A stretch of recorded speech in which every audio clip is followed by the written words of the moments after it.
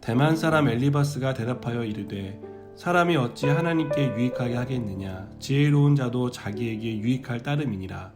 내가 의로운들 전능자에게 무슨 기쁨이 있겠으며 내 행위가 온전한들 그에게 무슨 이익이 되겠느냐. 하나님이 너를 책망하시며 너를 신문하심이 너의 경건함 때문이냐. 내 악이 크지 아니하냐. 내 죄악이 끝이 없느니라.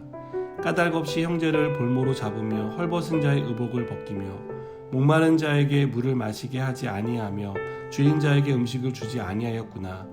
권세 있는 자는 토지를 얻고 존귀한 자는 거기에서 사는구나. 너는 과부를 빈손으로 돌려보내며 고아의 팔을 꺾는구나. 그러므로 올무들이 너를 둘러있고 두려움이 갑자기 너를 엄습하며 어둠이 너로 하여금 보지 못하게 하고 홍수가 너를 덮느니라. 하나님은 높은 하늘에 계시지 아니하냐. 보라, 우두머리 별이 얼마나 높은가. 그러나 내 말은 하나님이 무엇을 아시며 흑암 중에서 어찌 심판하실 수 있으랴. 빽빽한 구름이 그를 가린즉 그가 보지 못하시고 둥근 하늘을 거니실 뿐이라 하는구나. 내가 악인이 밟던 옛적 길을 지키려느냐. 그들은 때가 이르기 전에 끊겨버렸고 그들의 터는 강물로 말미암아 함몰되었느니라. 그들이 하나님께 말하기를 우리를 떠나소서 하며 또 말하기를 전능자가 우리를 위하여 무엇을 하실 수 있으랴 하였으나 하나님이 좋은 것으로 그들의 집에 채우셨느니라. 악인의 계획은 나에게서 머니라. 의인은 보고 기뻐하고 죄 없는 자는 그들을 비웃기를 우리의 원수가 망하였고 그들의 남은 것을 불이 삼켰느니라 하리라. 아멘. 아픈 사람의 마음을 가장 잘 아는 사람은 가족이 아닙니다. 제일 친한 친구도 아닙니다. 아픈 사람의 마음을 가장 잘 아는 사람은 아파본 경험이 있는 사람입니다. 예전에 사역하던 교회에 한 집사님이 있었습니다. 이 집사님에게는 아들이 있었는데 대학을 갓 졸업하고 아르바이트를 하고 있었습니다. 오토바이를 타고 집으로 돌아오는 길에 교통사고를 당해 그 자리에서 죽었습니다.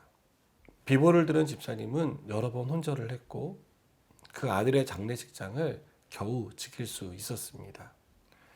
교회에 이 소식이 전해지자 제일 먼저 한 권사님이 달려갔습니다. 이 권사님은 장례식 내내 이 집사님의 옆을 지키며 그분을 위로해 주었습니다. 나중에 이 집사님은 이 권사님께 고마운 마음을 전달했습니다. 이 권사님도 몇 년 전에 자녀를 먼저 떠나보내는 아픔을 가지고 있었습니다.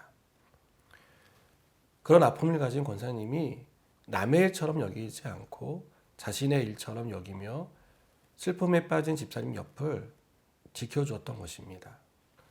여러분, 고난 중에 있는 사람에게 가장 필요한 것은 무엇일까요? 만일 여러분이 욥의 친구였다면 여러분은 욥에게 어떻게 하셨을 것 같습니까?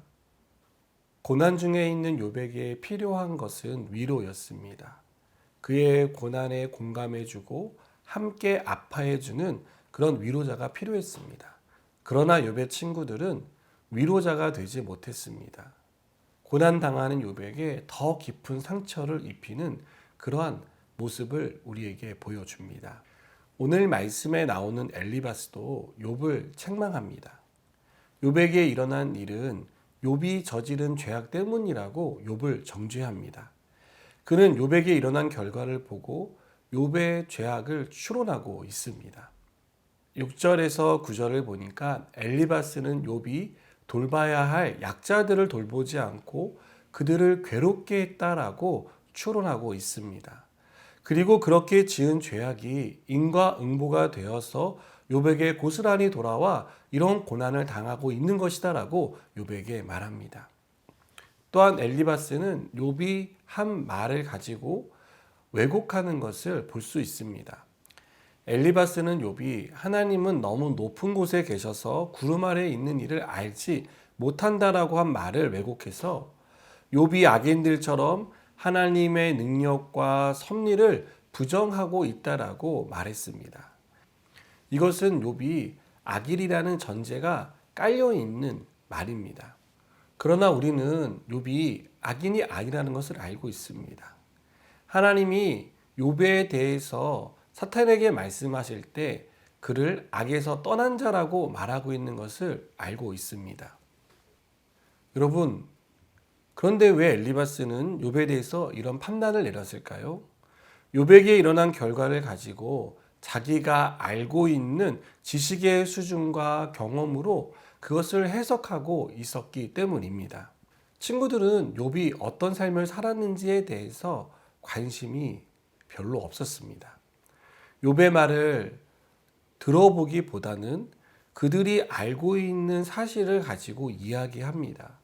욥에게 일어난 결과를 놓고 그가 어떤 일을 했기 때문에 이런 결과가 나왔을 것이라고 상상했습니다. 욥을 악인이라는 프레임에 씌워서 욥이 하지도 않은 일을 욥이 했다라고 말하는 것입니다.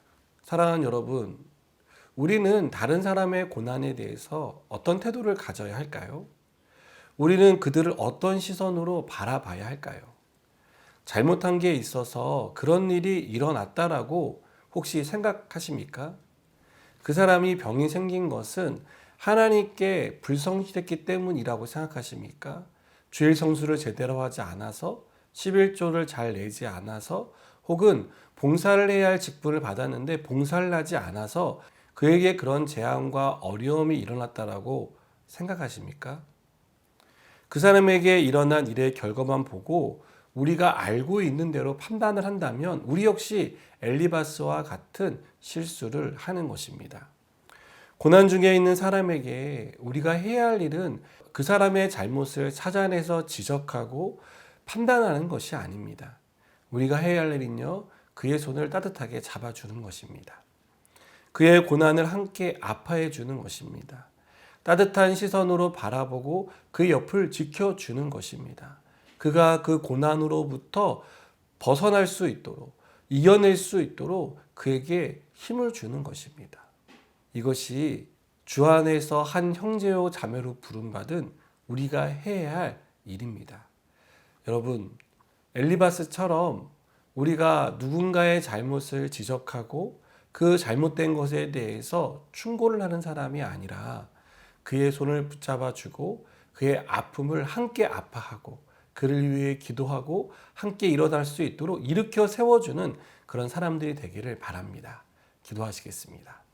하나님, 우리가 어려움에 빠진 사람을 돕는 자가 되게 해주십시오. 넘어진 자를 일으켜 세울 수 있는 자가 되게 하시고 아픔에 함께 공감해 줄 수 있는 그런 마음과 또 그런 믿음으로 살아가게 하여 주시옵소서. 예수님의 이름으로 기도드립니다. 아멘.